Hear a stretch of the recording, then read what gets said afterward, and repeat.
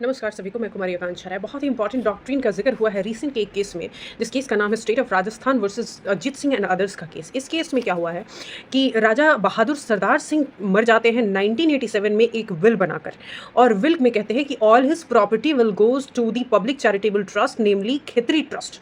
इस ट्रस्ट में वो चला जाएगा। बहादुर भी खेतरी के हुआ करते थे।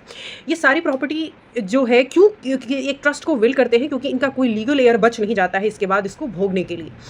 इसी दरमियान क्या होता है कि स्टेट गवर्नमेंट ऑफ राजस्थान एक एक्ट लेकर आती है जिसको राजस्थान एस्टेट एक्ट कहते हैं। अब ये एस्टेट क्या है? It's a doctrine of estate. Doctrine of estate क्या कहता है? As per section 29 of Hindu succession act को जब आप पढ़ेंगे तो डॉक्ट्राइन ऑफ एस्टेट समझ आएगा। Doctrine of estate is a significant legal concept है that insures no property should be ownerless. If anybody died without making any will, यानी कि डाइड इंटेस्टेट, उस केस में क्या होता है कि आप अपनी प्रॉपर्टी को किसी भी पब्लिक चैरिटी पर्पस के लिए कहीं दान में नहीं देते हैं या विल नहीं करते हैं। उस केस में एज इट इज पब्लिक को जो प्रॉपर्टी छोड़कर जाते हैं, उस केस में स्टेट गवर्नमेंट उसकी मालिक हो जाती है। सेक्शन 29 इन्वोक हो जाता है।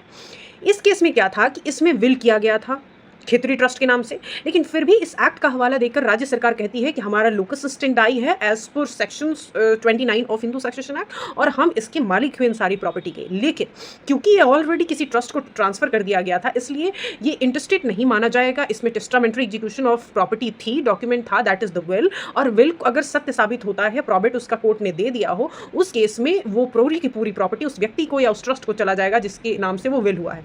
यहाँ पे लोकस स्टेंडाई स्टेट का नहीं होगा।